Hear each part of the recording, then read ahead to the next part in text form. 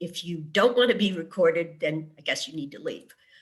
However, I just want to let you know that we will be leading you through a deeper dive about student assessments, state assessments, and I'm going to go quickly over the agenda.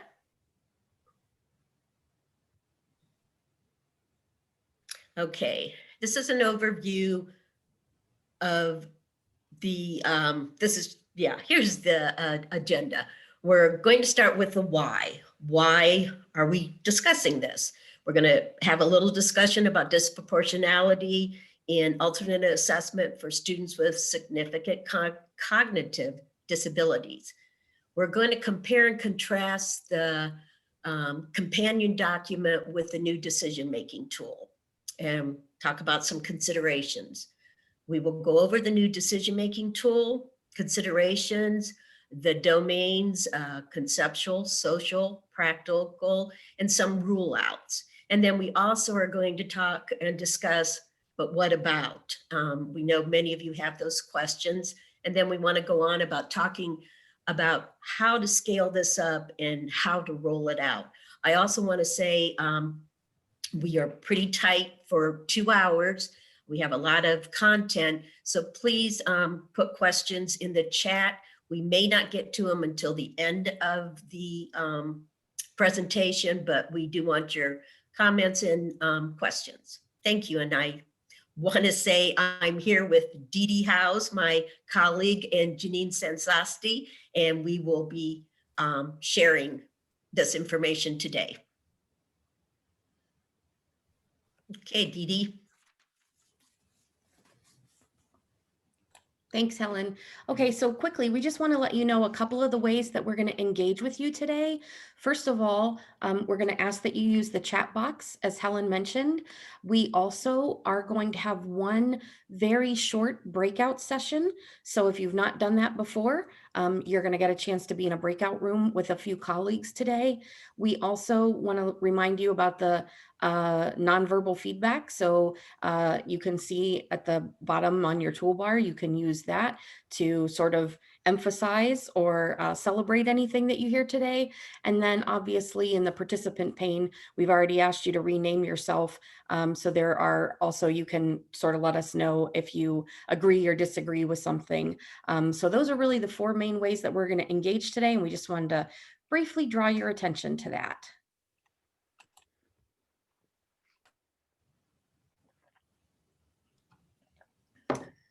Okay, well, hi, everybody. It's Janine. Thank you to my teammates, Dee Dee and Helen, for kicking this off. And thank you for having me here. I am not typically one of the voices on alternate assessment, but I got a little fired up when all this started to come out and they said, well, then come join us. Or maybe I invited myself. So what I would like to do today is just kick us off with some reflection on why are the changes that we are seeing happening? Where is this coming from in terms of federal regulations, state and federal data, as well as just big picture thinking about our hopes and expectations for students with significant cognitive disabilities.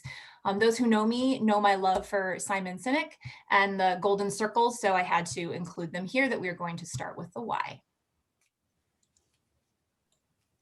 And Janina gave you remote control, so you should be able to advance your slides. I can't see that. Okay, give me just a second here.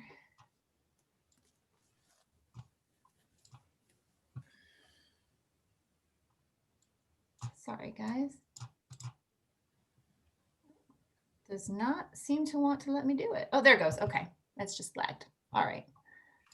All right, so I apologize. I'm going to change my screen a little bit to accommodate that.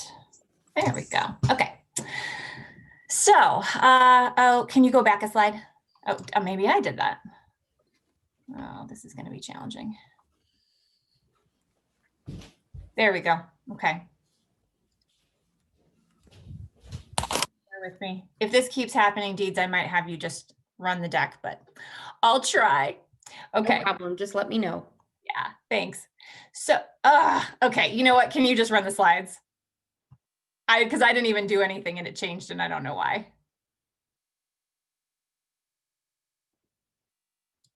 Okay, there we go. All right. So I will just talk, which is what I'm better at. Okay. So some of this you may already know, but I just wanted to kind of set the broader context. My hope was also that this information might be helpful for you if you find yourself rolling this out or explaining this to staff. So where does this whole 1% expectation come from? 1% of the tested population being on alternate assessment. So let me just back up a little bit.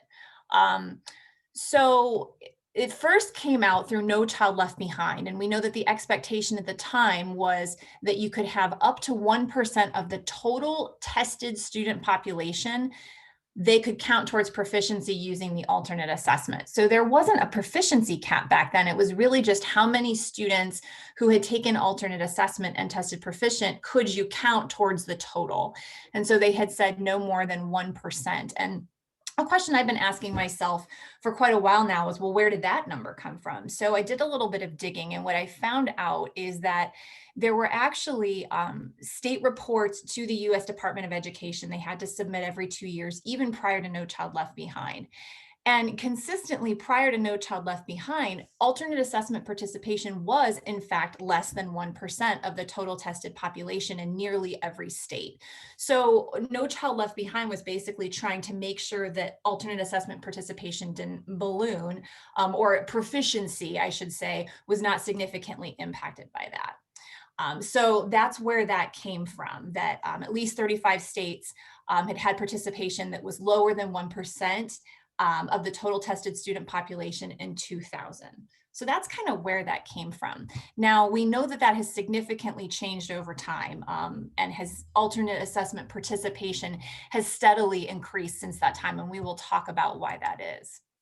But now the 1% expectation has evolved. So in 2015, as the No Child Left Behind law was reauthorized into the Every Student Succeeds Act, we know that alternate assessment was changed in that it was expected to be based on alternate academic achievement standards, which of course we have in Ohio are extended standards. And also that there was a change to create a participation cap at the state level. So this is different than saying how many students can you count towards the total. It's saying how many students can the state test via alternate assessment. And so the law did reaffirm that alternate assessment is appropriate for students with disabilities, meaning specifically the most significant cognitive disabilities, that it's an appropriate way for them to share their knowledge and their skills. But what they wanted to do was really kind of go back to those pre-No Child Left Behind rates of alternate assessment. So the establishment of this cap is consistent with research showing that some students who were assigned to the alternate assessment really could have been more appropriately assessed through the general education assessment, in which all other students participate. I just want to state, and I will state again, that this cap is at the state level. It is not at the district or school level. So states are not allowed to impose a cap on districts or schools. However, if districts or schools have alternate assessment participation over 1%, they have to submit a justification saying why that is. So I just want to repeat something that I said briefly. Deeds, can you advance the slide? One more.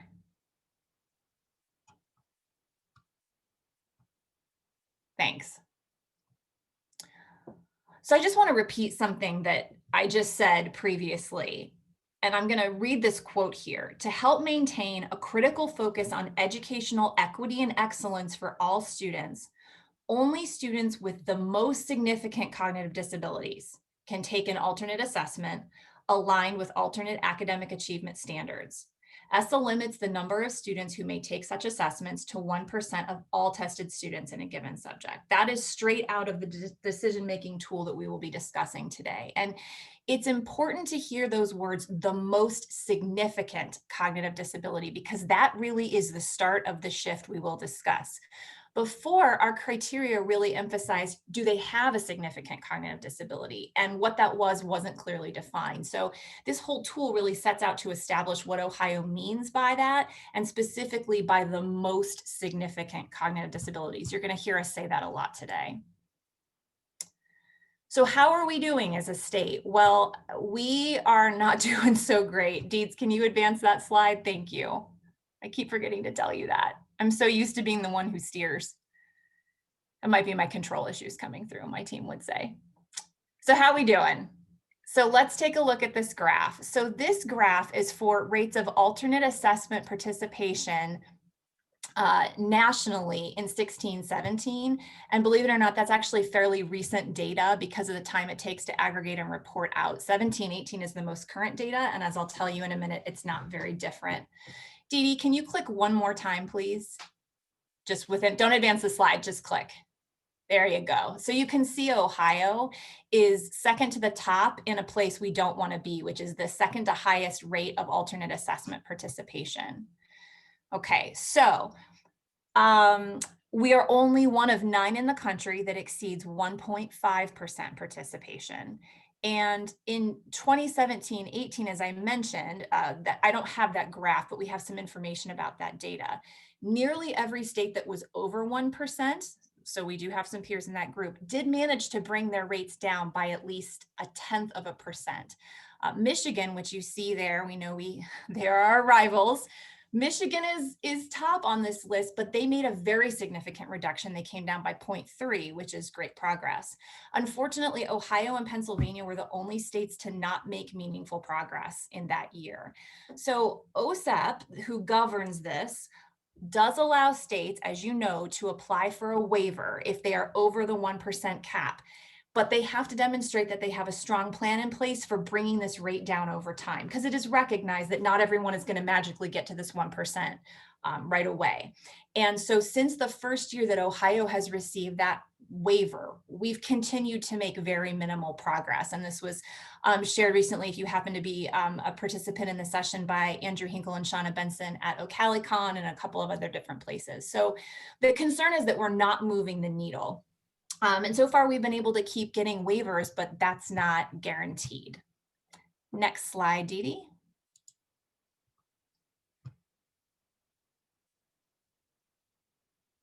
Thank you. So let's just quickly look at some trend data to get an understanding of how this has changed over the years in Ohio.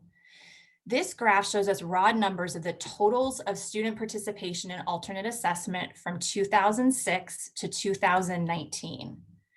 The graph bars in yellow, 2006 to 2012, reflect the data from the period where the alternate assessment was administered via the portfolio, which some of us definitely remember. And then in 2012 and 13 on to 18-19, the blue reflects the data from the more current iteration of the alternate assessment that we're familiar with.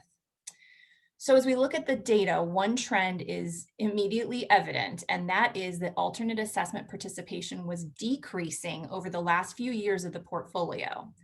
But in 2013-14, there was a pretty dramatic increase, and that has continued over subsequent years. And we'll get to theories about why in just a minute. But before we get too excited, because it does look like we're trending downward, I want to put this in perspective. So Dees, can you just do one more slide, please? Thank you. Oops, I clicked in the wrong place for me. So that same graph shows up again, but at the far right, we've added the rate that we need to reach as a state in order to be under the federal cap. So that's that very far where it says ESSA cap. So where that last graph showed that we were trending down, this is the exact same data on a different scale. We are going down, but just about by 0.05 of a percentage point. So we really need to keep going down. So this is why when I was showing you 16-17 data, it didn't really matter a whole lot that it was still a little bit out, because it really hasn't meaningfully changed from year to year. And so this is part of the growing concern of why the state needs to address this. Okay, so Dee Dee, tell us, why have these rates gone up in Ohio? Thanks, Janine. So if we think about what happened, Janine mentioned that 2013-14, we saw a significant increase, and that has continued. So there are a few theories, one of which that we had a change in the format. If you remember, we went from the old portfolio to the new sort of test in a box, which was much easier to administer. For those of you who have been around since the portfolio days, we used to joke that it was a test for the teacher because it was very, very involved and very time consuming. And so the ease of which it was, transferred to be able to sort of test students from a kit, could in fact have encouraged people to put more students on alternate assessment. We will say that we have a theory, along with many other consultants in the state, that OTES was the biggest factor in the increase that we've seen in alternate assessment. And if you think about it, it makes sense. When OTES was introduced in 2012, if you remember, the initial framework was a 50-50 split. And that means that 50% of a teacher's overall summative rating was based on value-added scores or test scores. And so knowing that there were many students who were not going to perform well, who were not going to pass those tests, it is very likely that there was increased motivation to place poor performing students on alternate assessment. And the other thing that we want to think about is, we did have fewer paths towards graduation at the time. So there was also some increased probably motivation for placing high school students on alternate assessment to assure that they could in fact graduate.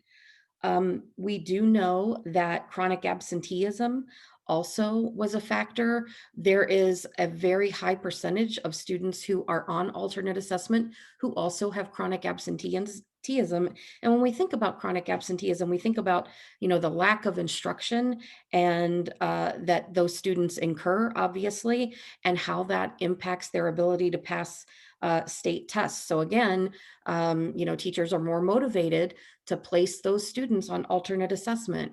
I do want to pause for a moment and say, this is not in any way derogatory towards our teachers.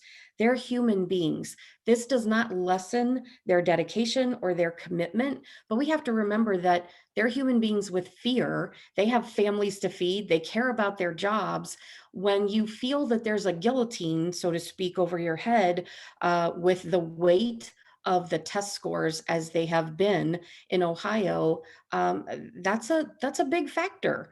And, for any of us, that certainly would weigh in how we feel about who should be tested in which way. So as we think about those things, again, being factors, excuse me here for 1 second, I gotta get control of my mouse again. We think about, okay, how are we addressing that? Because again, these have been theories that have been floating around now for several years. So what are we doing at the state level to address these? And ODE has made some changes. We are hopeful that they will have a positive impact. Obviously, most of you know that in 2019, we had a change in the paths to graduation with the inclusion and the expansion of the SEALs. And there is continued work being done right now for alternate paths specifically for students with disabilities and with more significant cognitive disabilities. The other thing, if you're not overly involved in OTES that you may not be aware of, is that OTES 2.0 rolled out last year, and it eliminated the 50-50 and the alternate framework. So even though some districts had opted for the alternate framework, which broke it down into like 50 and 30 and 20 or something like that, so that less of a holistic score for a teacher or rating for a teacher was based upon value-added scores, it still carried a pretty hefty, significant amount of that total calculation. And so that has been removed. And now it's been replaced with high quality student data being embedded within the rubric that is used to rate and evaluate the teachers. So we do want to talk for a few minutes about the disproportionality that we see in alternate assessment with the eligibility.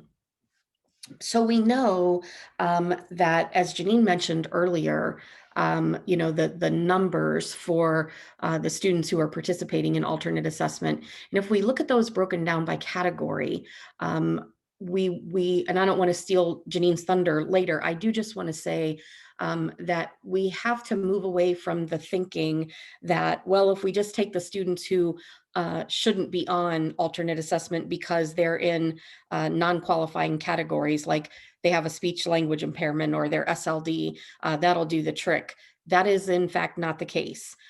Even with our students with autism and other intellectual disabilities, our numbers are still really, really high. And when we look at students with autism who are alternately assessed, we can see that other attributes attached to those students significantly increases their participation rate. So you can see here on the slide that over a third of the students with autism are alternately assessed. But what happens when those students with autism also happen to be Black? Then that number jumps up to over 54%. If they are an English language learner, again, jumps up to almost 49%. And look at what happens when they're in a core city district. So we have to stop and think about and address within our districts, what is the root cause of that? Why are students who have those other characteristics being assessed at such a higher rate? Because they still have autism, that hasn't changed, but then why is it increasing if they happen to have some of these other attributes? And if we look at this, this shows us again, sort of graphically, what it looks like for all test takers versus our students taking alternate assessment. And you can see the comparison for our white students versus our Hispanic students, our students who are multiracial, and our students who are Black, particularly for our students of color, for all test takers at 16.6%, but for alternate assessment, 24.7. So there is definitely disparity there. And that's one of the things that, again, we are moving and shifting to try to address those things.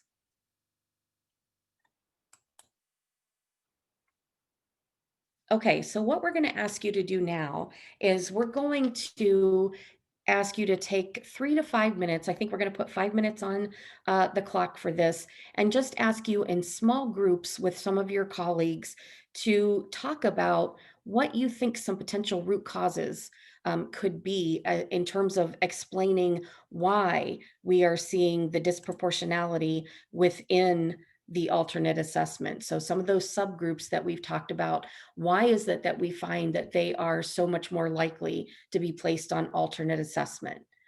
So what we're going to do is I'm going to go ahead and put you into groups, and then you're going to have 5 minutes. You will see a 60-second warning when time is up. And when you come back, we're just going to ask that one person from your group just pop a few thoughts into the chat box. We're not going to call anybody out, but we would just like you to share in the chat box a few thoughts that you had so that everyone can benefit from those.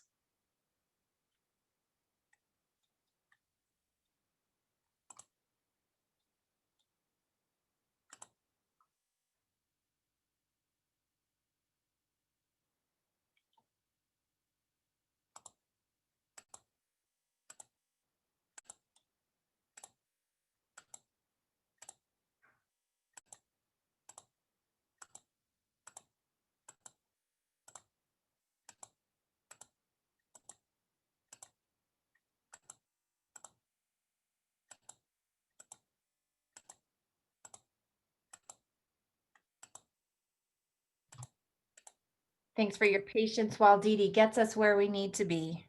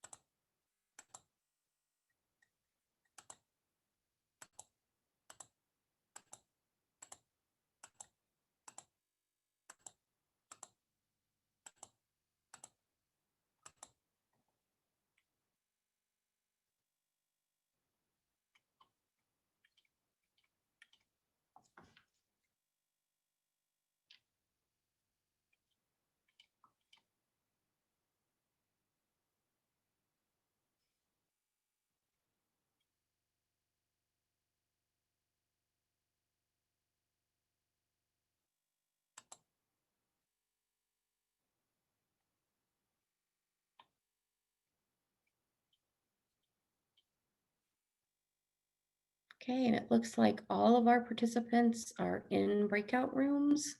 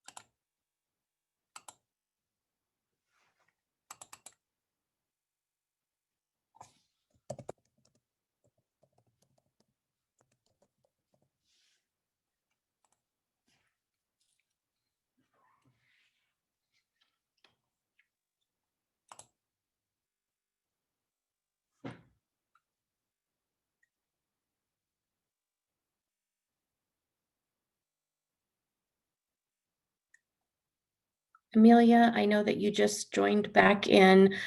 We have folks in a breakout room for just another few seconds and then they'll all be returning. So just sit tight for a minute and we'll have everybody back.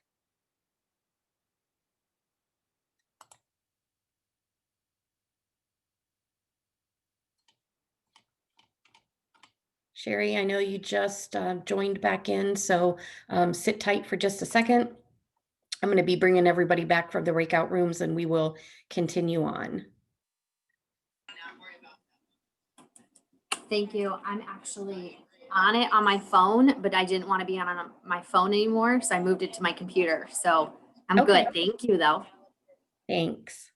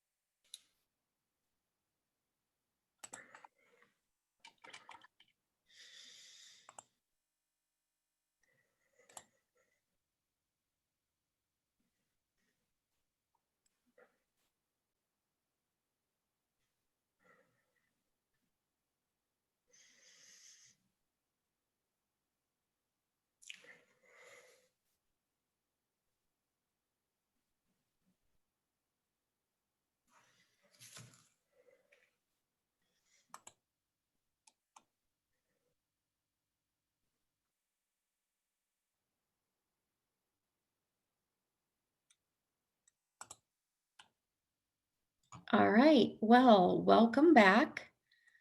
We should have everyone back into the main session now. So again, we're going to ask that you just take a brief moment to type a few thoughts into the chat box. Doesn't have to be anything, overly extensive, just a few thoughts that you had in your group. If someone could do that, then we will take just a moment for that and then continue on.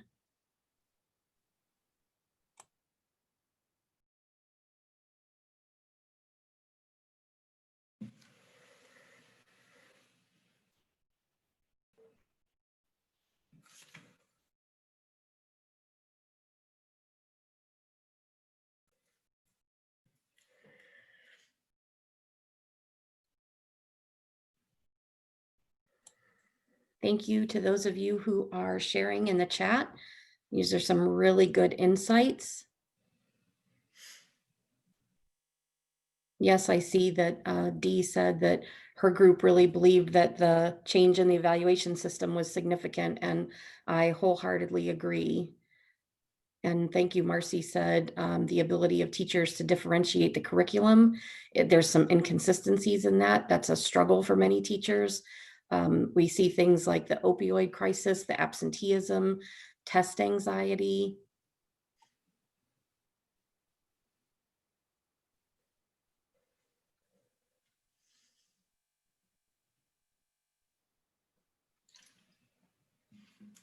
Holly makes a great point that for community schools with small populations, this is very hard because they are working with such a small group size that just one more student on alternate assessment pushes them over the limit. That is definitely true, and I appreciate you calling that out. Thanks.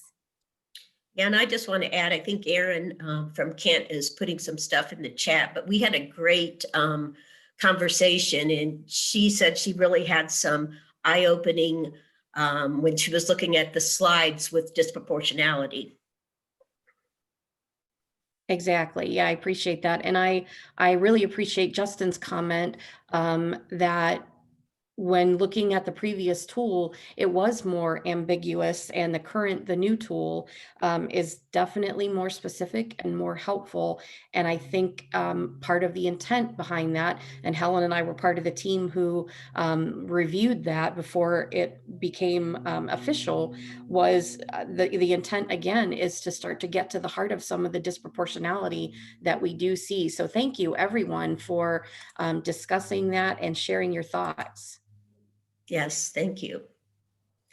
Okay, I'm going to kind of go over a little bit of why some districts may have had a flag on the special ed profile. You can see that this is a sample of your special education profile, and I know you are all familiar with this, but I want to be clear about the districts that did receive a flag on their indicator this year. I want to be clear that it's not a finding. The reason it's not a finding is that you technically are not out of compliance. And the reason for that is even if you exceed the 1% cap, you're not out of compliance because ESSA won't allow states to sanction districts for rates above 1%. However, they are choosing to have districts review their own practices around who they place on alternate assessment and make improvement plans to bring their rates to the lowest point possible while still meeting student needs. And this is basically what Ohio is doing, because Ohio is not, just like Janine shared previously, we're the ones that are way up there. And Ohio knows that they can't get the districts to bring down their individual participation rates. The state overall will not be able to do so. And I want to just give a little history there that the states have been receiving waivers for the past 3 years.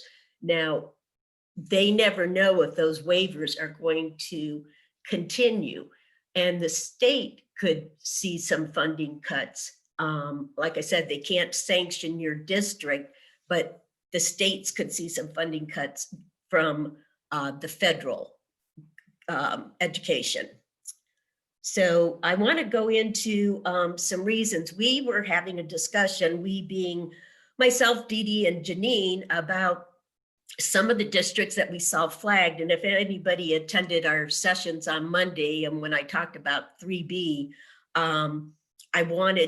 we talked about this, so it might be a repeat for some, but we also want you to know that we were kind of surprised about the districts that were chosen. So we reached out to the state, to Wendy Stoika, to provide us with a little information. And Dee Dee, if you want to go to the next slide.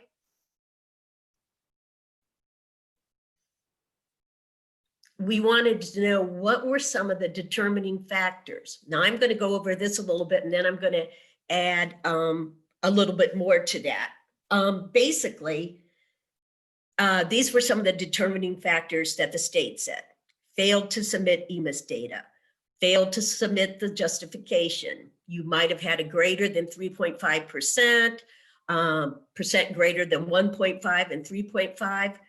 3-year increase in participation. Now, when I looked at some of our districts that were flagged, that's what I noticed. Now, I don't know about some of these other parts on your indicator, or whether you had an EMIS error or anything, but the districts that were flagged had an increase. Now, it wasn't, their numbers weren't huge, but instead of a decrease, there was a trend going upward. I also wanted to say that I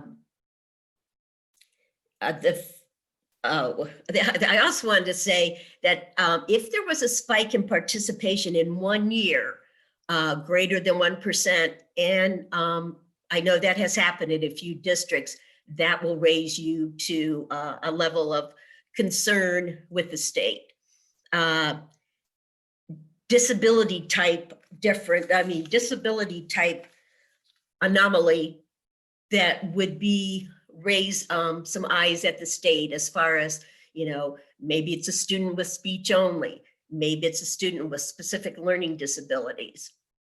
So, because we know even before this the new decision-making tool, those are students that should not have been on alternate assessment. Possibly you submitted your justification after the deadline. SST recommendation, we have a strike through that, because no, we did not recommend any districts to the state to raise a flag. There is ODE recommendation, and we're not exactly sure what we figure are the above determining factors. However, too, I want to say something in regard to 6 flag justification, because sometimes, and we know this happens, and we've heard this prior, that often students move into districts because of their good special ed programs, especially for kids with significant disabilities. However, the state is saying they hear that a lot from a lot of people. So what you're going to have to be able to do is be prepared to prove how many students did move in, say with grade 2 and above with IEPs compared to neighboring districts. How many students grade 3 and above moved in with eligibility for alternate assessment. So because and we know this does happen, but the state is going to ask you for some data that shows that clearly you had a large amount of students move in that have significant cognitive disabilities. Okay, I think that's it for me on this slide. Dee Dee, if you want to advance. And this is me, actually. So we've given you a lot to think about as we kick this off, and we will be moving very shortly into actually getting into the tool. But we spent a long time on the why, because we really wanted to nest this in all the different contexts that we just talked about. And when you put all this together, these trends and new requirements do show us that Ohio's district schools and IEP teams really do need to think carefully about which students should be included in the alternate assessment and why they are being included. Because of the fact that we've continued to have a not great data point at the federal level, as well as the fact that we have a low federal graduation rate for students with disabilities, which is a subject for another time, Ohio currently has a rating of needs assistance from the Office for Special Education Programs at the U.S. Department of Ed.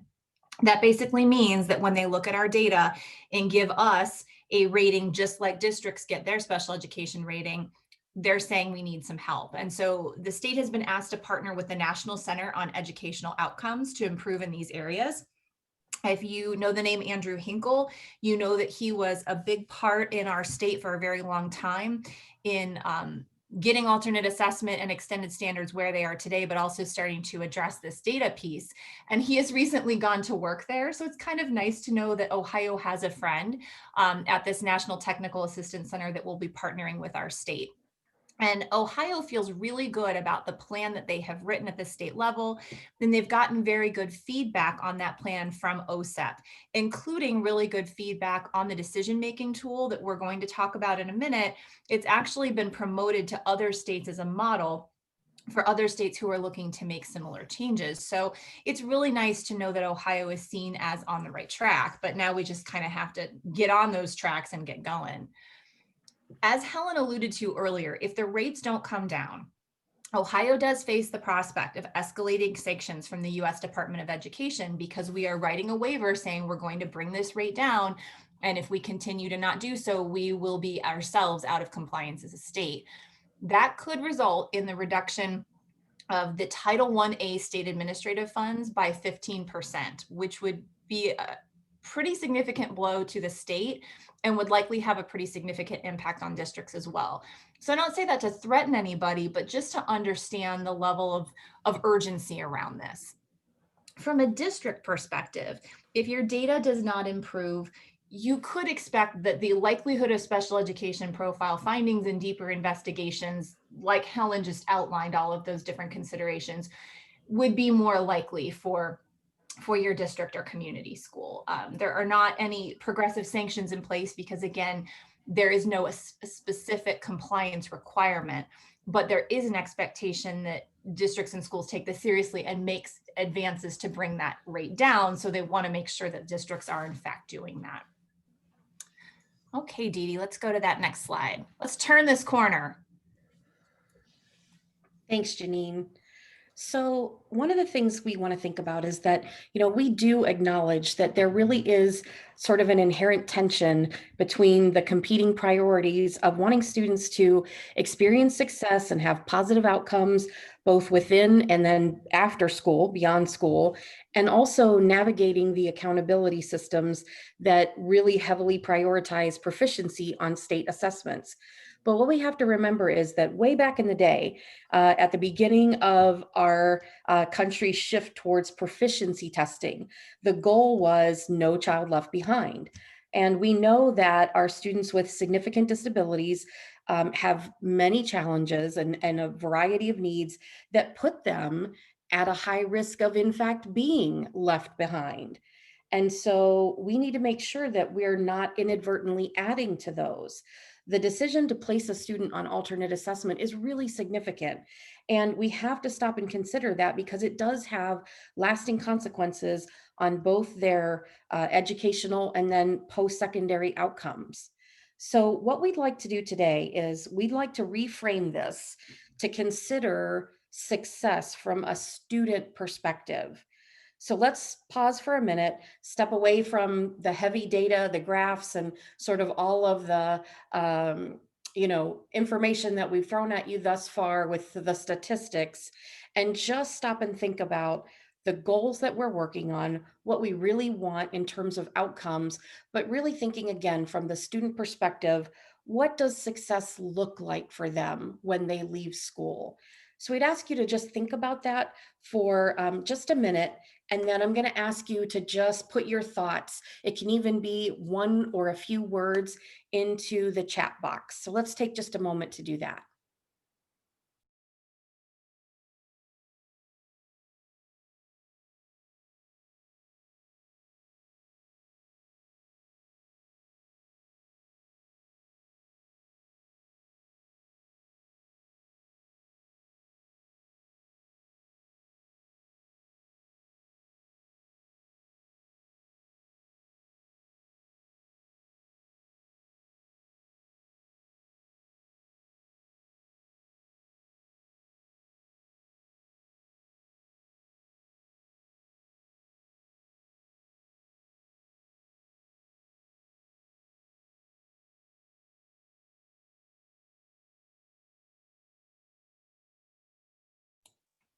Okay, and as you're continuing to do that, we're going to go ahead and move forward.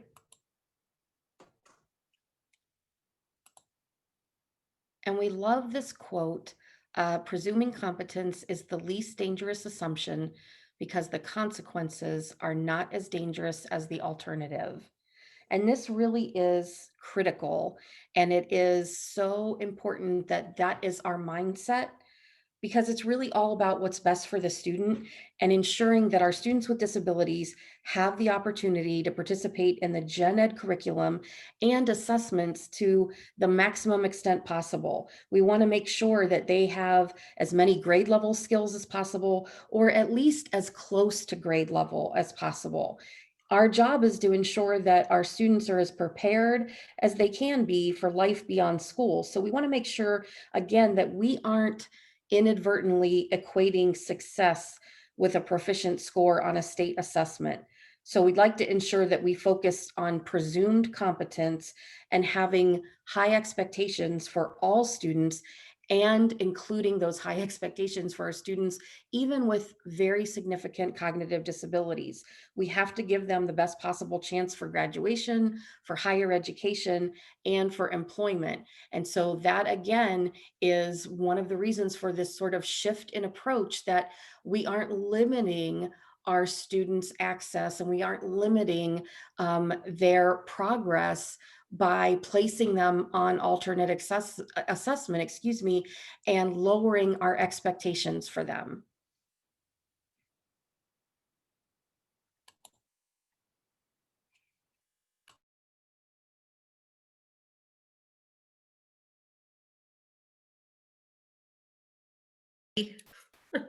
I forgot to unmute. That's a new word. You're muted. Compare and contrast. I know many of you have probably already done this, or at least by looking through the new decision tool making, you definitely saw differences from the old companion document.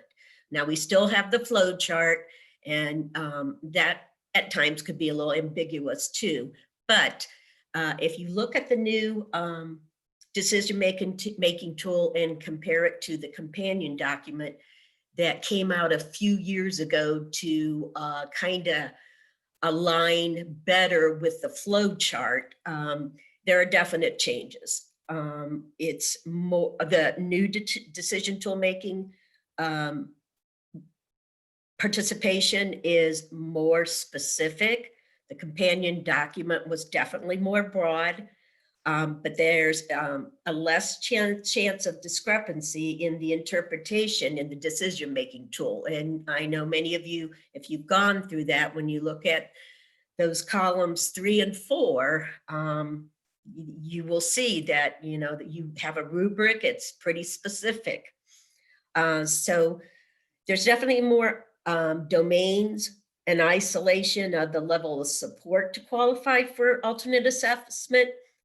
Much more emphasis on communication, and clarifies that it really should be the most extreme and significant, the students with the most intensive and significant needs.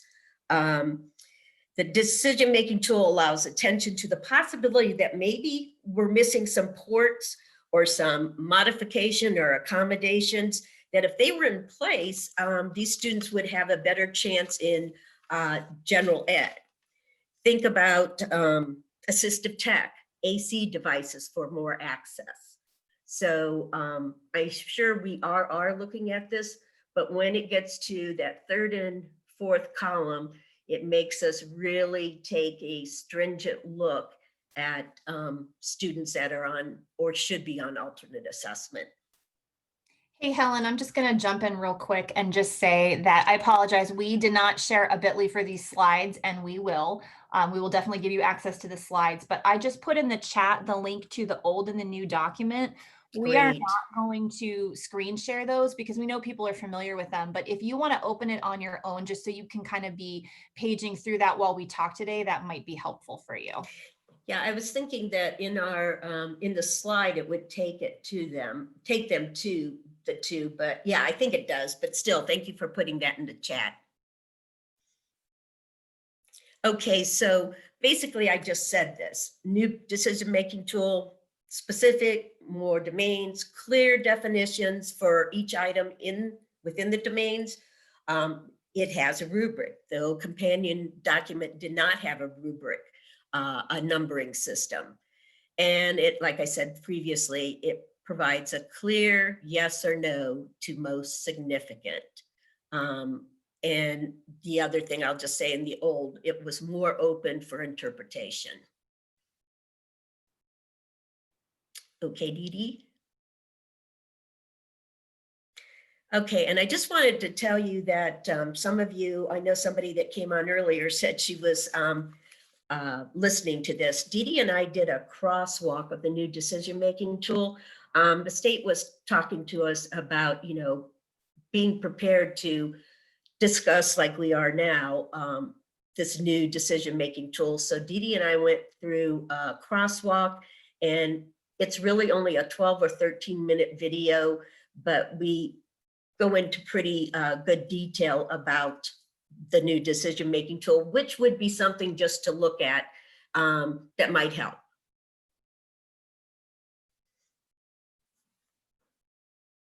Okay. Dee Dee, I think this is you or Janine. Back to Janine. Okay. It's me, ladies. All right, here we go. I just clicked away from my slide. Here we go. So in the time that we have remaining, for the most part, we wanted to take you through the tool itself. And because we're not going to actually show it to you, that's why we wanted to make sure that we had those links in there. We're just going to give you some things to think about. Just a reminder, Helen had just said, we've got that decision-making tool crosswalk. That really is intended to familiarize you with that tool. So that was not our intention today. Our intention today was, as the title says, a deeper dive. So we're going to go kind of section by section and just give some things to be thinking about. And our intention with that is to both help you support your teams as they start to use this tool, and to maybe give you some language yourselves if you're doing trainings or rolling this out to your teams. All right, next slide. Okay, I don't want to go in too deeply to eligibility, but it is called out so explicitly on the very first page. And so I just wanted to briefly address the fact that some eligibilities are kind of disqualified for alternate assessment and why that is. So first, I just want to flip that and dispel the notion that some students automatically will qualify for alternate assessment based on their category. Let's just strip category away from alternate assessment eligibility entirely, shall we? The easiest one to tackle, and hopefully the least controversial, are students who are eligible for IDEA under SLD or speech and language impairment categories. According to the decision-making tool, they are not able to qualify for alternate assessment. And why would that be? That would be because, based on the definition of those two categories, they do not have a significant cognitive impairment. SLD, as you know, specifically requires the team to rule out the presence of an intellectual impairment. So it's literally incompatible with alternate assessment eligibility. So that's pretty straightforward. Speech and language impairment, as we know, I'm not going to read the definition to you, but it's very narrowly defined in terms of very specific speech and language differences that impact a student's educational functioning. So if that's really all that they have going on, although it's impacting their functioning, this is not the same thing as specific learning disability with difficulties in expressive and receptive communication, where it's actually impacting their academic performance in a significant way. So speech and language impairment in and of itself should not translate into needs that are so severe that alternate assessment would be an option. If they did have a significant cognitive disability on top of a severe communication disorder, the student should be probably eligible for intellectual disability or multiple disabilities. All right, next slide.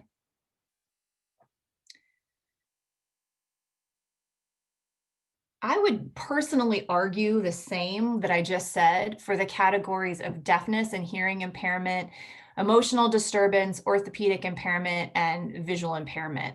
based on their definitions alone, if you look in the operating standards, there's no criteria there that indicate that you would have the presence of a significant cognitive disability as a result of that eligibility. And again, just as a reminder, if a student is eligible under emotional disturbance, the criteria require the team to confirm that the student has, and I am quoting here, an inability to learn that cannot be explained by intellectual, sensory, or health factors. So again, it seems highly unlikely that those students would have a significant cognitive disability. And if they did, they probably are eligible under multiple disabilities. This is not to quibble with your eligibility. We're just kind of getting this out of the way. But I've highlighted OHI in yellow, and it's trickier. It is possible for students who are eligible under OHI to have significant medical needs that do rise to a level that either creates or co-occurs with a significant cognitive impairment, a very severe one. However, most students are eligible under OHI major as opposed to minor. You don't see that a lot, but most students who are alternately assessed under OHI, it would be major, not minor.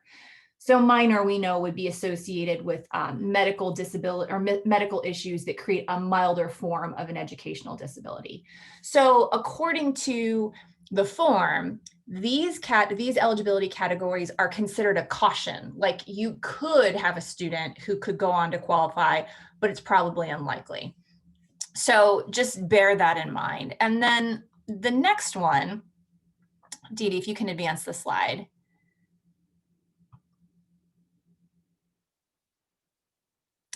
Students eligible under multiple disabilities, intellectual disabilities. I apologize, there's a typo there on deafblind, autism, or TBI. They don't get a green light either, but we do know that these are the categories where students are likely to have a significant cognitive disability that rises to the level of eligibility or qualification for alternate assessment. So I just want to make sure that you're aware that when you actually look at the form itself, although it does say if the student is eligible in those categories, you can proceed on through the form.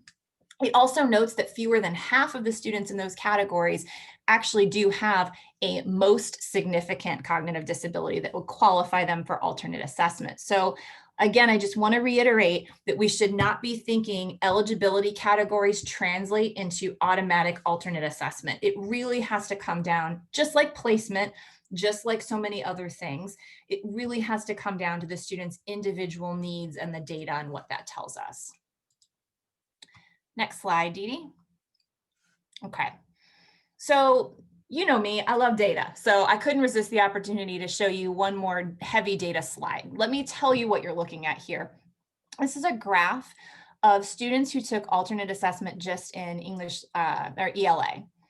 And this shows you on the left-hand side, if you were to make a pie chart, instead it's a bar graph, of all the students who took alternate assessment, how do their disabilities shake out? Okay, so for multiple disabilities, that comprises about 1/3 of all alternate assessment takers, and same for intellectual disabilities. And then autism is about 25%. So of the vast majority of our state students who are taking alternate assessment are in those first 3 categories. Then if you look on the right-hand side where it says participation rate, multiple disabilities, if a student is eligible under IDEA with multiple disabilities, 94% of those students are taking the alternate assessment. So let me say that again. 94% of students eligible under multiple disabilities are alternately assessed. But if you look at the next category, intellectual disabilities, only about half of students who are eligible for intellectual disabilities are actually taking the alternate assessment.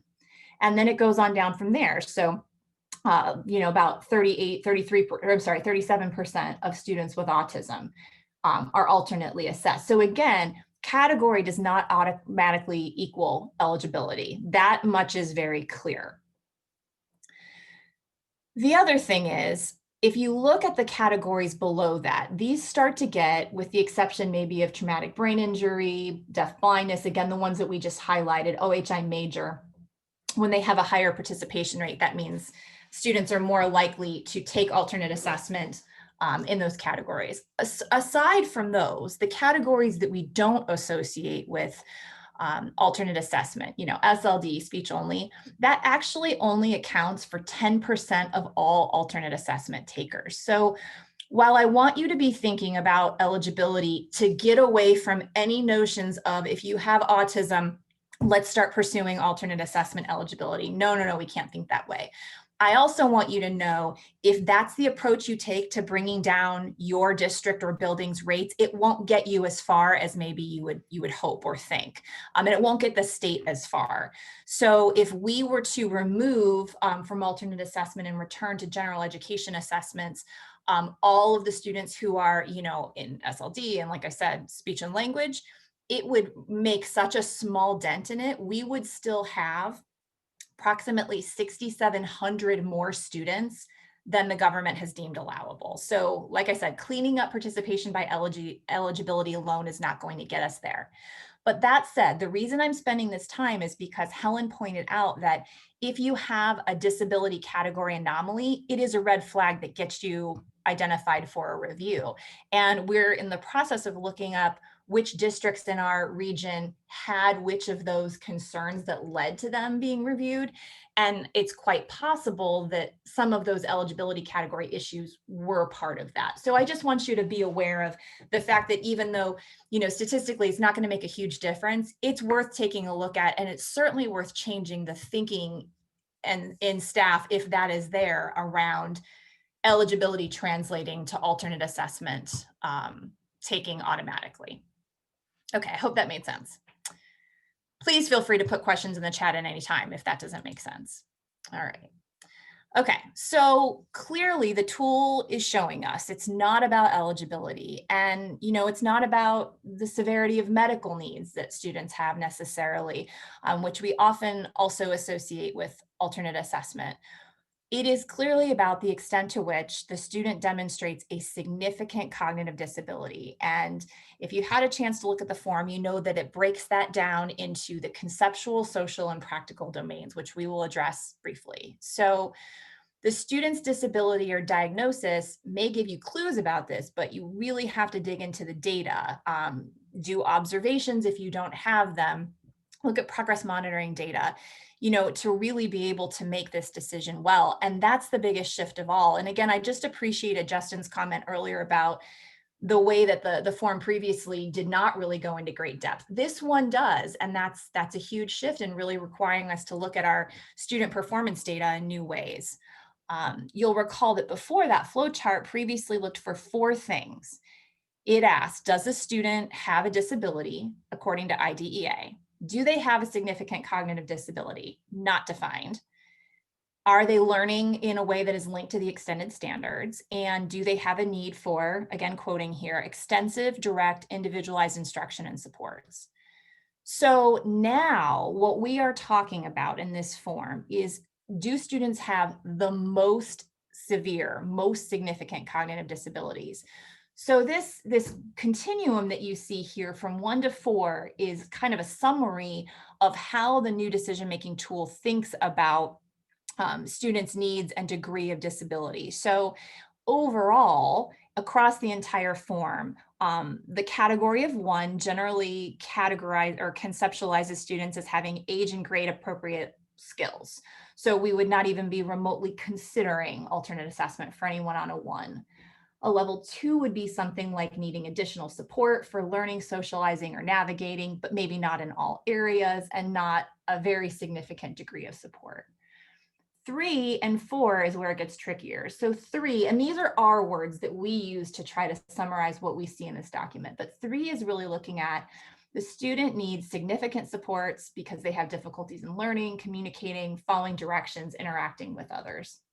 But 4 really stands out because it is showing that the student requires maximum sustained support. So that means as much adult help as could be given, and not just for a brief period of time because they're recovering from a traumatic brain injury and this is going to get better. But this is what's going on for this student for the long term. And that impacts their learning, their communication, their ability to engage and to interact, to use basic self-help skills, activities of daily living, and that they may need assistive technology, specialized services, and a significantly modified curriculum. So we wanted to show you this because really the likelihood is when you use this form, you're going to be kind of toggling back between the 3 and the 4. And we wanted you to be able to step back and see what the fundamental difference between the 3 and the 4 is. Okay, next slide, Dee Dee. Okay, so with that, I'm going to just summarize the primary differences between columns 3 and 4 for the conceptual domain. And again, we're not going to go through item by item because we know that you're capable of doing that. You probably have done that yourself. We've got that crosswalk overview for you. But we wanted to talk about in the conceptual domain, when we're toggling back and forth between columns 3 and 4, trying to determine if we have a student with the most significant cognitive disability. Conceptual skills are the skills that are needed to communicate, apply academic knowledge, and to just kind of basically manage and get through accomplished tasks. So some of the major differences between 3 and 4. The first one is the extent to which the learning standards are used for instruction and the degree to which the curriculum is modified. Column 3 would kind of allow that, yes, extended standards may be needed to scaffold students or may be needed to build some prerequisite skills, but a student in column 4 requires instruction that is fully aligned to the extended standards. And they're learning in those kind of life applied units that tie content directly to activities of daily learning, so that we're overcoming challenges of really struggling to generalize information by teaching content right within the things that student does every single day. A student in column 3 may need some of that sometimes, but not consistently, and may not have a fundamentally modified learning program. The second bullet there's a difference in columns 3 and 4 with regard to communication. So in column 3, a student may have some difficulty with expressive communication, which is a more common communication delay, but receptively, they generally seem to understand. But in column 4, the student has not only difficulty with expressive communication, but they really have difficulty understanding the communication of others. And as we can all know and relate, when you combine those delays, that really increases the need for significant support. On the third bullet there, addressing the degree of support for following directions and basic daily activities, likely a student's need for assistance with generalizing and communication, which I talked about in the first 2 bullets, that really ties to this next one. So the student doesn't just need help with kind of following directions and routines, which is common for many students with disabilities, but needs many layers of supports. And that's a quote from the form, to go, with accommodations and modifications and assistive technology to do some pretty basic and fundamental things. And then finally, and again, as a school psychologist, this is of interest to me, age of onset and identification. So this form points out that students with more significant disabilities often demonstrated a developmental delay at a very early age. And the form doesn't say this, I'm saying that will significantly alter the trajectory of their skill development. So it distinguishes between children who received maybe Part C early intervention services because a disability was identified at a very, very young age. Development was significantly off track from their peers, even when they were, in infancy and toddlerhood, versus children who may have appeared to be developing typically as they were younger and the delay was distinguished as they were older. Now, we can all think of exceptions where students with very severe disabilities were not identified until later in life, and that's fine, we know that. The point here is to be thinking about the severity of the disability was so significant that it was able to be identified at a very early point in life. So those are just some things to be thinking out in the conceptual domain. And again, the idea is just to kind of give you some anchors when you're supporting staff with this. All right, Deeds, off to you for social. Thanks, Janine. So the same thing is true with social, as Janine said. In this domain, in Part B, you really are going to be sort of teasing out the nuances between columns 3 and columns 4. And columns 1 or 2 obviously would not even be a consideration for a student to be placed on alternate assessment. So when we think about social, in this domain, we're really looking at the skills that the student needs to engage in personal and interpersonal interactions, and be able to conduct themselves responsibly in social situations, being able to utilize leisure time, and all the things that we think about when we think about social competence. So not being vulnerable to suggestions by others and things of that nature. So when we think about the differences between columns 3 and 4 here, what we think about is that communication, and when we talk about communication, we're talking about compared to same age peers, that in column 3, it may be less complex than their same age peers, but in column 4, it's going to be very limited. So there's going to be a significant difference in the type of communication that a student is able to utilize in a column 3 or column 4. Again, we may see behaviors being used sometimes for students who fall into column 3 to communicate. The difference is for students who are falling into column 4, we're going to see those behaviors very often being used as a primary mode of communication, or at the very least, they're very often going to appear and be demonstrated in the students' attempts to communicate.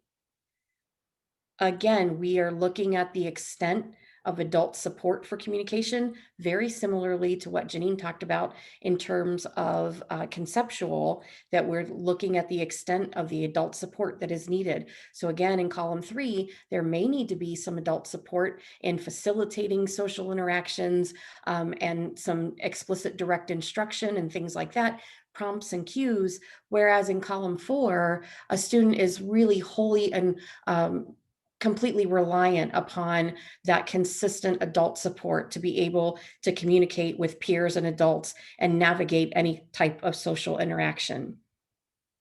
And again, we're looking at an emergent level or below for understanding any kind of symbolic communication for students who would fall into column 4.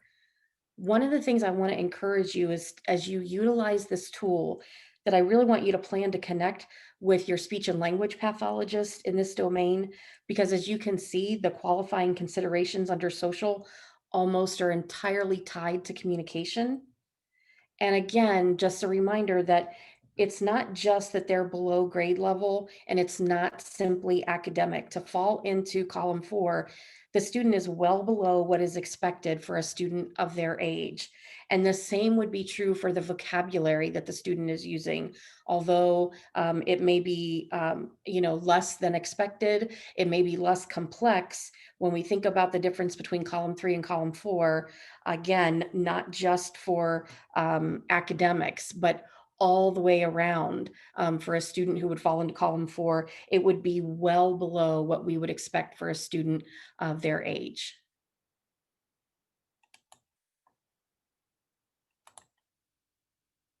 Okay, I'm going to turn it over to Helen to talk us through practical.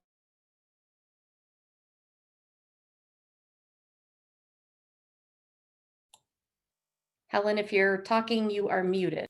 I just said to myself, unmute. I'm probably going to reiterate some of what Janine and Dee Dee did, because it's basically, it does become column 3 and 4 discussion. And in the practical, it's really addressing personal and health needs, and also looking at the future. Are they going to be able to take care of a home? Can they work semi-independently or independently in a classroom or work settings? Can they function in the school community? And I know I've had some discussions with a few teachers about this area, because basically and I remember back when I had a cross-cat classroom, we teach kids these skills.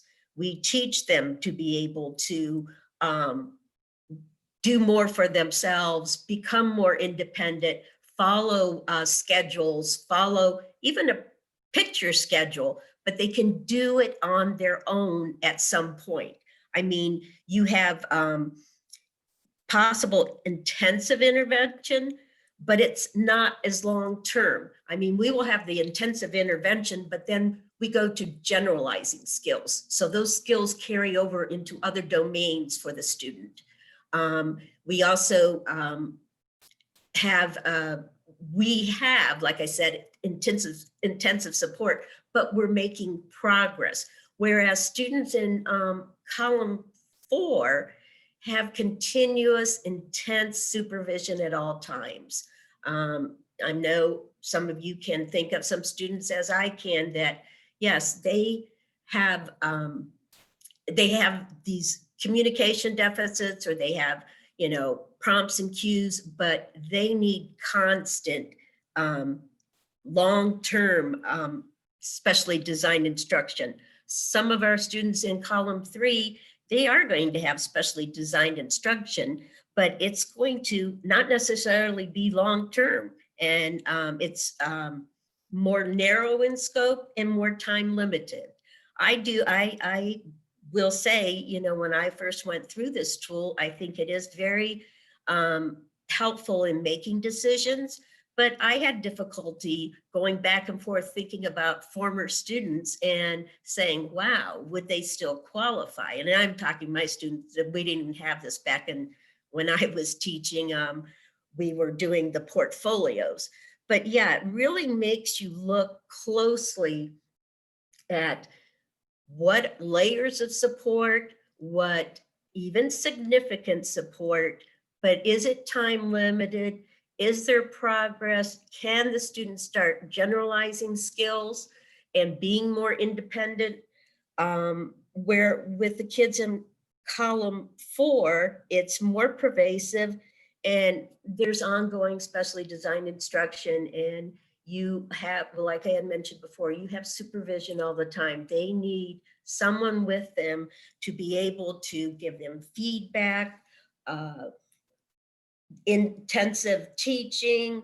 They have significant cognitive needs, and they need supervision. I had said that already, supervision at all times. So I go through, and I have talked to several teachers that know me just from alternate assessment training that said, you know, I'm having a little difficulty with this. And I think we all do. We want what's best for students. But I think this new decision-making tool does point out that we maybe need to give more access to some of our students. So, and I'm not saying anybody here isn't doing that, but more access to the general ed curriculum. They still need some functional skills, but more access to the general curriculum at an early age. So we can, hopefully with supports, accommodations, modifications, we can provide that access in that gen ed setting, and students can make more progress and be more independent. And so that's what I think this is saying, you know, where the other students, I'm not saying they can't be in a gen ed classroom at times, but they're going to need somebody constantly with them. Thanks, Helen. So that was just a brief summary of Part B. And Part B is broken into those 3 domains of conceptual, social, and practical. Then we move to Part C. And Part C really is looking at the use of extended standards, and then really determining the level of substantial supports. So again, when we think about Part C, we're looking for the need for that extensive, direct, and individualized instruction that is fully aligned to the extended standards. And then the level of accommodations and modifications that are needed to allow the student to meaningfully participate in everyday learning activities. So it goes beyond just the accommodations that would allow them to participate in a gen ed setting. And it's really that they need those extensive accommodations and modifications even to access the extended standards and to engage in you know, even very, very modified and simplified learning activities. And then we also think about their need for assistive tech in daily activities both in academics, in the learning environment, but also at home and within the community. And we don't relegate that to just simply a communication device, but any other kind of assistive technology that the student may need to utilize. But are they really dependent upon that for their daily functioning and to be able to navigate the school day or navigate their everyday activities at home and in the community? And those are some of the other considerations that we look at in Part C that sort of support then the picture that we start to paint of the student as we exit the Part B. And we've already thought through those 3 domains.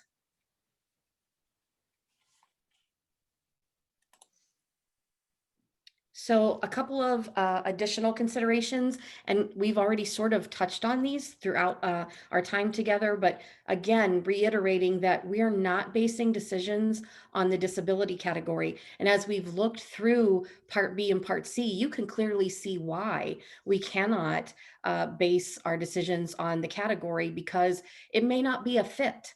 Just because they have a label of something does not necessarily mean that they will meet all of the criteria in column 4 in Part B, or that they would meet the criteria for some of the considerations in Part C. We also talked about a little bit earlier the impact on the accountability system. And so we have to be careful that even if it's subconsciously or inadvertently, that we're not basing decisions upon the impact or the anticipated impact of a student's scores on our district's accountability system. And then finally, ensuring that we are not placing our students who are English language learners or who have other social or cultural or economic differences or barriers, that we are not sort of taking the easy way out and putting them on alternate assessment, rather than removing those barriers and increasing the level of instruction and intervention and intensity to get them to where they need to be able to participate in the general assessment.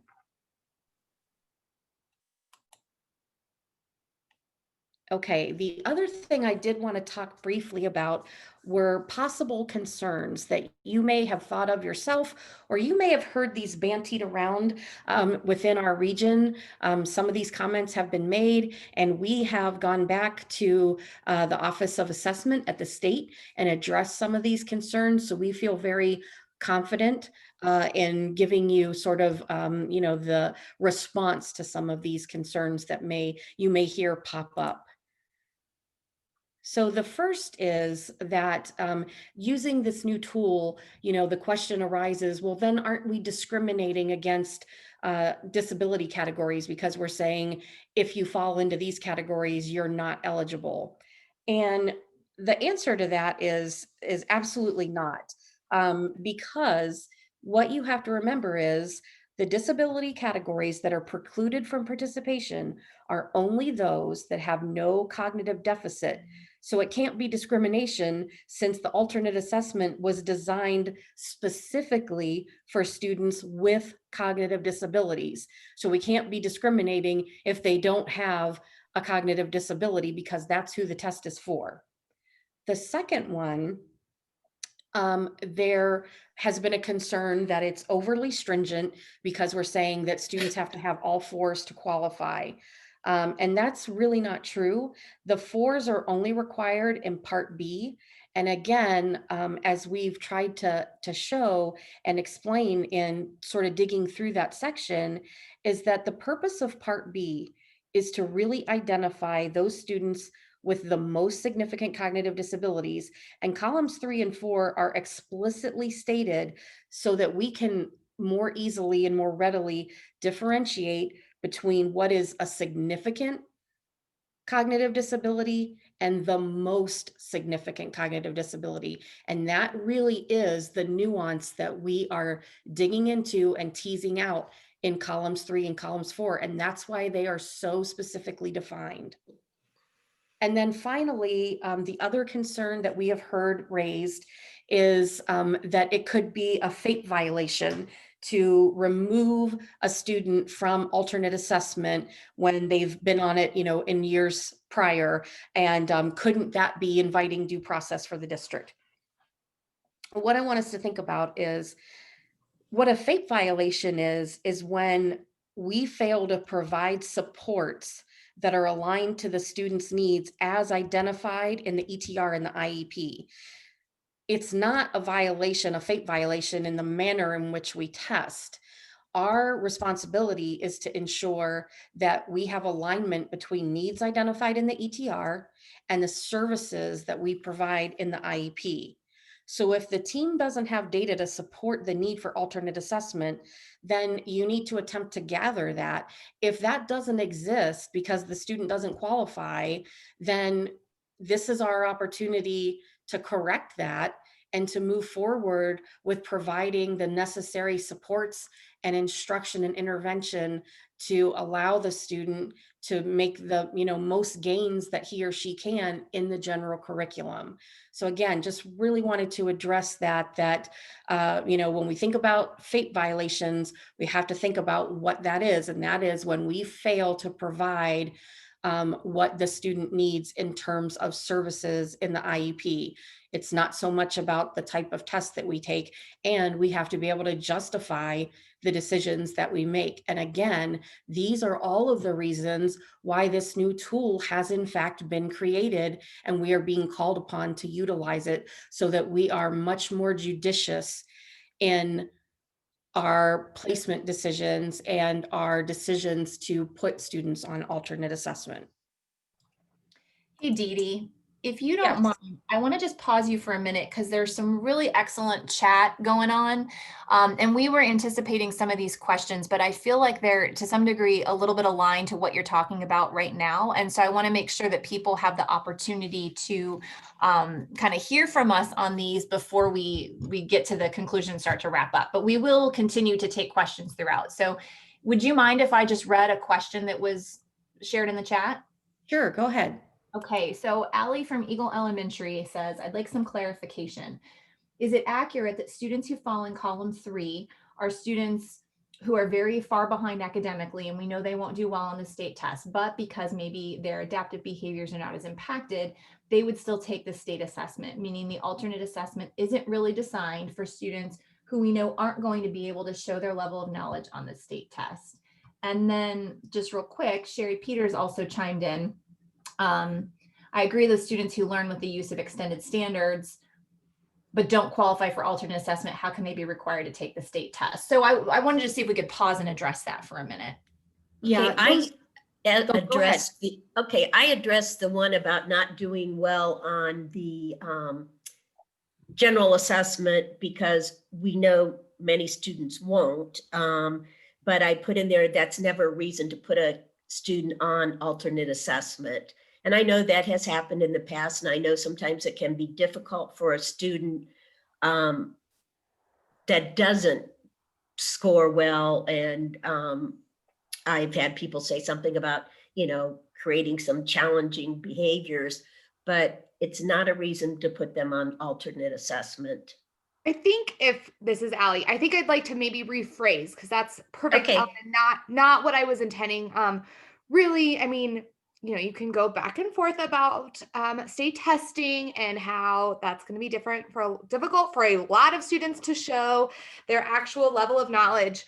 But I guess what I'm talking about is not so much about doing well, but actually being able to show where they are, right? And what they know. And so Right. if we know that that is not a way for them to show their level of knowledge, I guess that is maybe what I and our team were under the impression of. The alternate assessment was for those students who weren't going to be able to show their skills on the typical state test. And now it sounds like maybe that was, I don't know if it's too lax or that's how it used to be thought of. And now we're moving away from that. It just seems like, are we saying then we know that there is going to be a population of students who really do fall in that category 3, that we're just not going to collect testing data that reflects their knowledge in a standardized format? Does that Thanks, make sense? Ellie.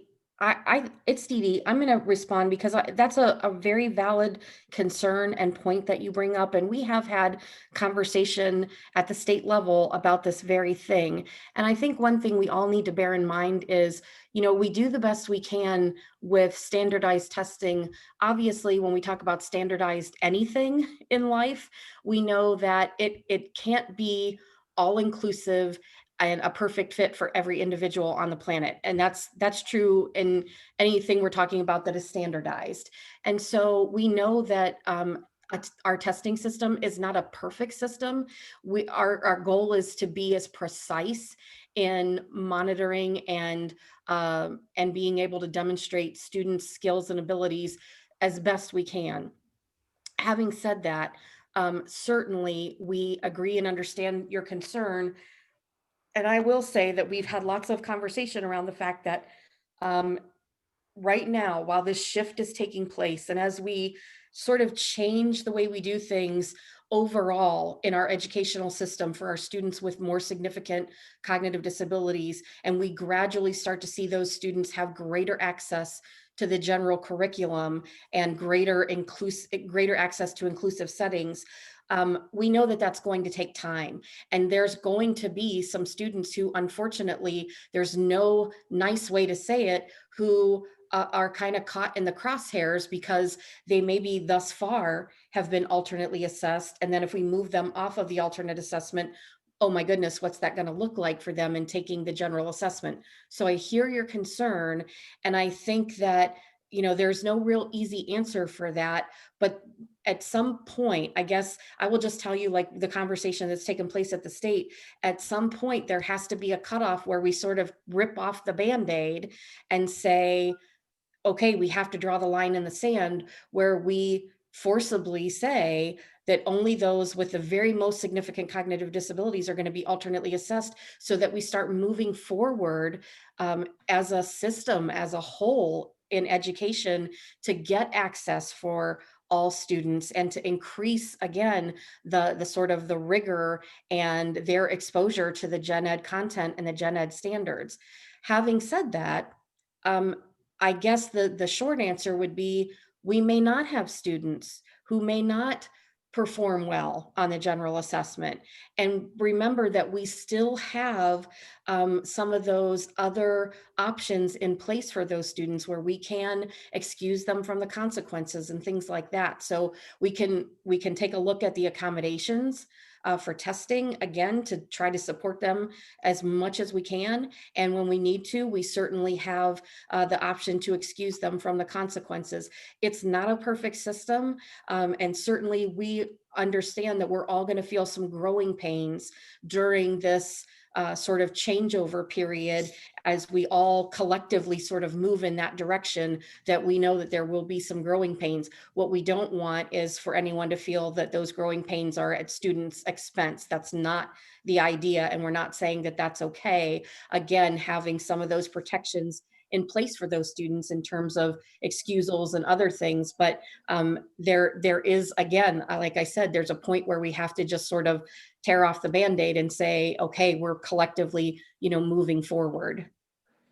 Yeah, and I agree with Dee Dee. She said that very well, because we will admit, when we were down in the new decision tool making, decision tool, what we know what it is, was rolled out, our eyes kind of popped out of our head.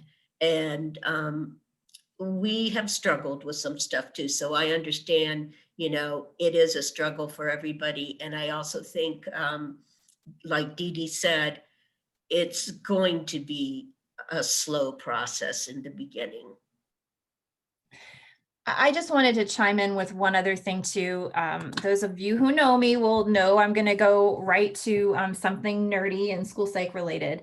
I agree 100%. I understand the questions and where they come from. We were anticipating them, which is why I wanted to give voice to them, because that's literally why we're having this session, because these are things we need to chew on together. The only other thought that I had is to go back to thinking about assessment validity. And what I mean by that is, if you're thinking about students whose skills and needs put them in category 4, their learning experience is so far from the norm that it does not make sense to test them with the typical assessment.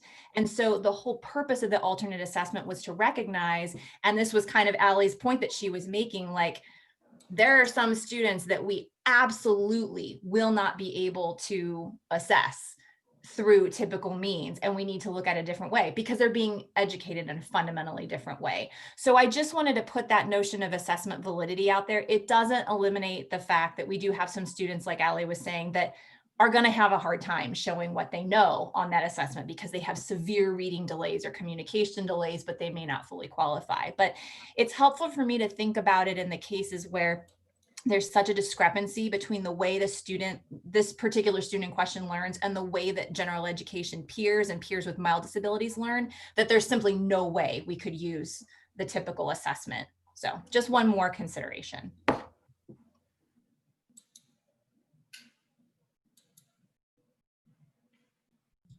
And Dee Dee, back to your regularly scheduled programming if we're good with other questions. All right, great. I think we addressed all of those. So thanks, Janine. Okay, so this really is a perfect segue into this next consideration. Very often we hear then, well, what are we going to do now that we've determined a student is no longer eligible for alternate assessment and the student was previously taking alternate assessment? And this is probably the trickiest and most challenging part of utilizing this new tool and sort of, again, reframing our thinking about who takes the alternate assessment. This is certainly where the rubber meets the road and the hardest part of that. So a couple of things that we want you to just think about is that it's really important that the IEP team meet and determine what those necessary supports are for the student in accessing the Ohio Learning Standards and the general content. We really hope that this will facilitate a renewed focus on Tier 1 instruction that truly is differentiated for all learners, and that we'll see an increase in UDL principles being really implemented with fidelity in every classroom. We want you to know that ODE is also in the process of developing some supports for educators to address the needs of students who are coming off of alternate assessment, because again, that's the group that we all, I think, are the most concerned about, and they are aware of that and are actually developing those as we speak. And then we also want to let you know that we are enhancing and expanding our Supporting Diverse Learners PD that we did last year that was very well received. We are looking at how we can deliver that in a more virtual and asynchronous method to make it more accessible for folks. But we're also going to expand that to go deeper, again, to try to support teachers as they, again, try to really maximize supports for that group of students in particular. So it will focus again on concepts and strategies to help teachers adapt instruction for those students who do have significant cognitive disabilities, but are being educated in the gen ed setting and who will be accessing gen ed assessments.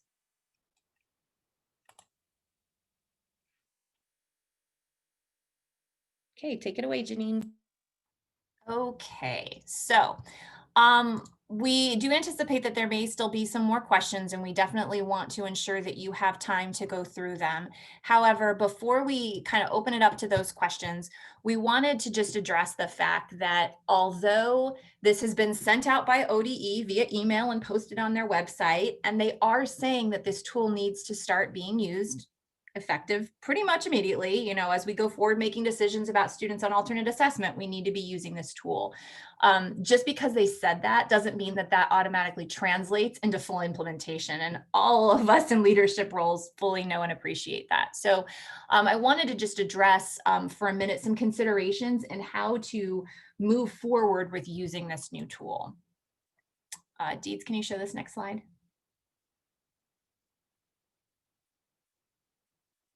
Thanks. So this infographic here comes from NCEO, the National Center for Educational Outcomes, who is Ohio's National Technical Assistance Partner in alternate assessment participation. And this seems to me to be fairly obvious, but I also appreciate the way that it is so clearly laid out, which is, to go back to our earlier point, just a reminder that by putting students on alternate assessment, by having them educated and assessed in ways that are so significantly removed from the general education, can have some lasting consequences for their future with respect to graduation, further education and training, military service and employment. And this is a national document, so it's not taking into consideration any of Ohio's alternatives for students with disability in terms of graduation, but certainly from a federal graduation rate, in terms of graduating by the same expectations as your peers, students who are alternately assessed are not doing that. And so this document is just a reminder to be endlessly focused on what it is that we want to see for students in their lifetimes, and not just will they be able to pass the test.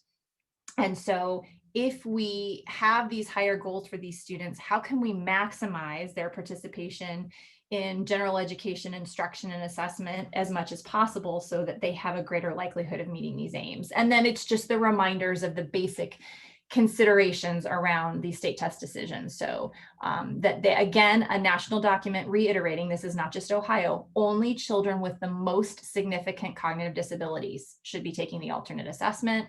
And then so on about yearly, how do we make these decisions that everyone should be agreement? And then how does that align to instruction? So we just thought that was a helpful graphic. Next slide. Okay, so one thing I did want to address just really quickly before I actually go through these slides, and this is a bit of a nuance, but I just wanted to be clear about this. So we said several times that districts who have an alternate assessment rate over 1%, that does not mean that they are out of compliance. It does mean that they themselves are over that 1% threshold, and that ODE wants to see and hear how they are thinking about changing that rate. Okay, there is though a compliance indicator, and I'm looking for it right now. Okay, I just found it. If you think about from like an internal monitoring perspective, when you are writing and reviewing an IEP and all of those indicators that you would look at to look for the quality and compliance of that record, you know that there has been an item the last several years looking at alternate assessment justification. And so this has been updated. We'll talk about this at our internal monitoring session on February 1st for teams who have gone through that. But just to give you a heads up that there is an indicator in here now specifically calling for the use of this tool. So that does mean if your district was reviewed, if there was a complaint and records were submitted to ODE, you know, if there was a due process filing, things of that nature, ODE would be looking for this decision-making tool. So they are wanting to see that go into use as decisions about future alternate assessment participation are made for each student. And that shows up on indicator DS13, but don't worry about that too much. We'll talk more about that at our internal monitoring session on February 1st. And if you're not able to attend and you're not really sure what that's about, don't hesitate to contact one of us and let us know. But I did want to let you know that while going over 1% as a district or community school is not a matter of non-compliance exactly, from a record compliance perspective, there is that expectation. So again, back to my earlier point. Okay, so how do we scale this up? So there's a couple things that we would encourage you to think about so that you don't necessarily incite panic or break your brains. The first is, as we mentioned earlier, everyone in their special education profile received data about their alternate assessment participation, and you should be able to go back and look at that as a trend over time.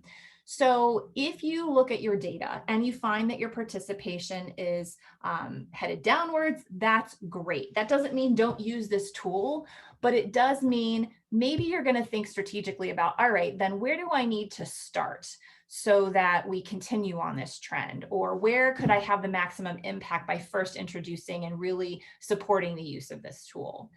If your trend is headed upward and towards or in the danger zone, you're going to want to hit this more aggressively. So we just wanted to encourage you to use that data point. We would also suggest that you really think about how to support the use of this tool in the early grades and through the ETR and IEP process when students are put on alternate assessment for the first time. Because to the earlier points about taking students off alternate assessment who've previously been on, it's hard to have those conversations, and it's so much easier to see if we could keep students as appropriately supported and assessed within the general education curriculum as possible. And so making sure that when students are of the age for us to make that alternate assessment decision, do we have the data that this decision-making tool calls for so that we can make a strong decision? Do we need to do some trials with assistive technology and AAC devices to see if we can maximize access? And then the final recommendation I wanted to share, and really you could implement all of these recommendations, is to start with your internal monitoring team, take it to them, really go through it with them. If you'd like, share this recording with them. Maybe some of your internal monitoring folks are here with us today. But really start with them to have a conversation around, okay, how do we tackle this? Where do we start? What challenges can we anticipate? What resources and advantages can we leverage, and use that leadership team to help guide that rollout and that scale up. Again, the whole purpose of these resources and the session today is also to empower you to be able to share these messages. So this recording can be played back in your district and used, or we'll share these slides with you in a PDF format. We're not able to share them in an editable way, but to give you a jumping off point for information that you would want to share. And so before we turn to, thank you, Dee Dee. Before we turn to questions, the final thing we want to do is we're just going to keep being endlessly, wildly optimistic and positive that although this is going to present some challenges and really make us reflect and shift in ways that may initially be uncomfortable, I'd love for us to stop and think about what is the best that could happen with this change. What are the things that could be the positive consequences of integrating students into an instruction assessment in ways that we didn't think were possible, but now we need to make possible? And how might that push us to grow and grow for our students in ways that we didn't know we had to? Much like, I'm sorry to say, this pandemic has pushed us all to grow and know how to do things for ourselves and for those we serve in ways we never knew we could until we had to. So I just want to keep saying, endlessly, wildly optimistic. What's the best that could happen? That would be the best that could happen in my mind. So with that in mind, we have a few minutes left, and Dee Dee's going to bring up a slide showing our special education office hours. Dee Dee, if you want to address that as well, but then if we have some questions right now, I think we have a few minutes to do that. Great. So yes, we have a couple minutes. We can take a few questions. We also wanted to let you know that if there are any outstanding questions that we don't get to during this session, Helen and I will tackle those at our next monthly office hours, and those are coming up on January 20th in the morning from 9 to 10. So you are welcome to submit questions to us ahead of time, but we always take questions on the fly as well. And some of you have joined us for our office hours regularly, and some of you have dropped in occasionally. And so you know that we try to have things that are coming from the field and present those, but then we take things sort of in the moment as well. So if you'd like to have further conversation around any of these points, we will definitely plan to do that on the 20th.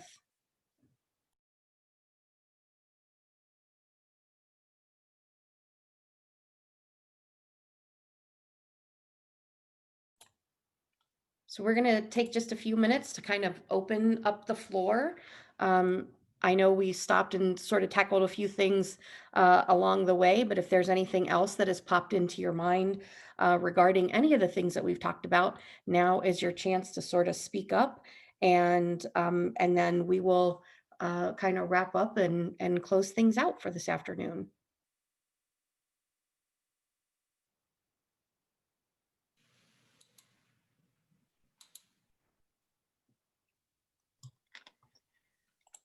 Okay, well, for a second, let's keep it open for a minute. Can you switch to the slide with the evaluation and the QR code? Thank you. Yes, we will definitely make the slides available to you. In fact, hang on, I'm putting a link to the evaluation right now. If folks wouldn't mind giving us some feedback on that, we would greatly appreciate. But we can also, for right now, we can give you access to the slide deck in a way that is kind of the published to the web version. So you would be just looking at it. You wouldn't be able to print it. We can send out to our participants with contact hours. We can also send a printable version of the slides. So give me just a minute and I'll get you that. Any questions or wonderings or things people would like to discuss in the last couple of minutes?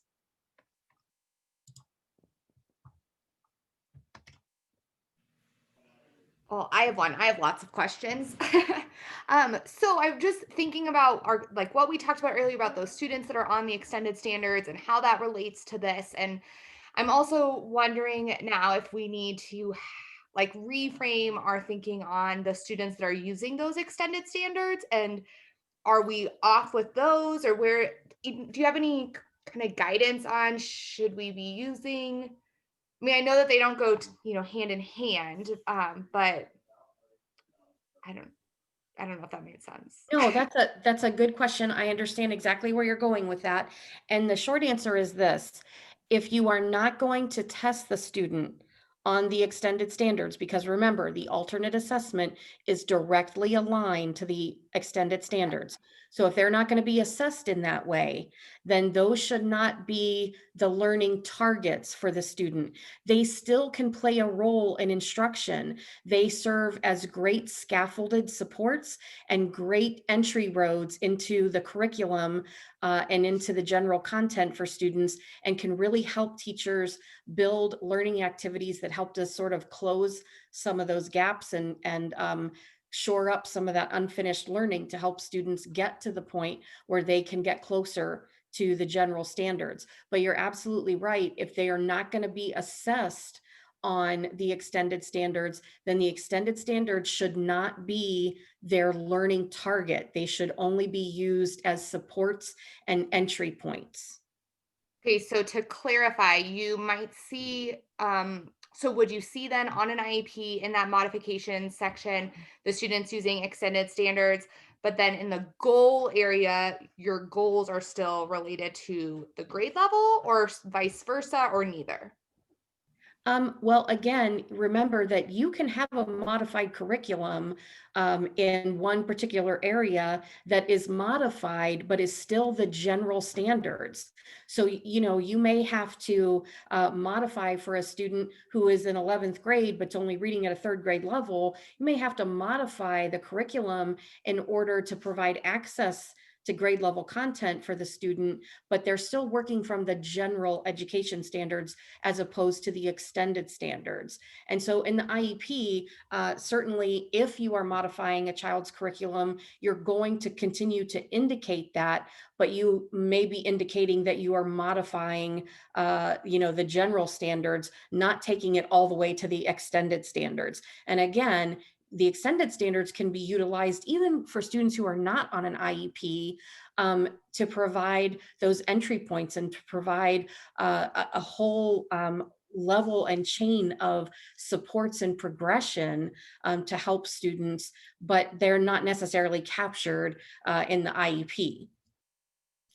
Yeah, and I just wanted to add there, that's why the progressions were added to the extended standards. And like Dee Dee said, we did a training last year. I think she's going to do another one at some point, but really showing, we had gen ed teachers involved, how you can use that entry point or that scaffolding, like Dee Dee just said.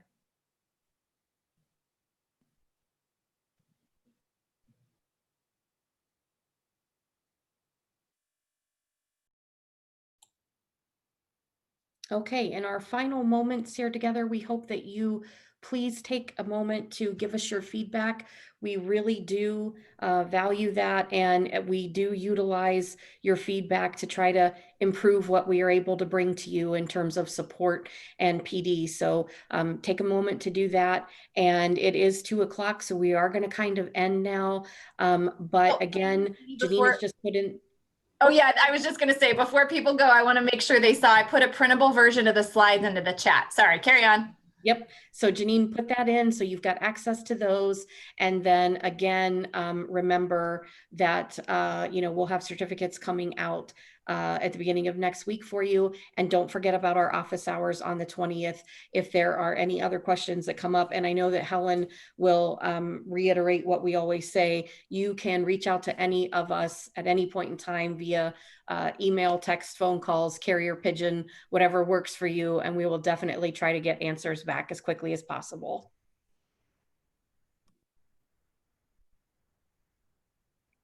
So with that, we are going to stop recording, and we are going to once again thank all of you for your patience today and kind of hanging in there for 2 hours with us. And just again, salute and applaud you for all the work that you're doing in a really unprecedented and crazy time. Keep up the great work, and we hope to see you soon. Agree with that. Thank you, everybody, for attending. And like Dee Dee said, yeah,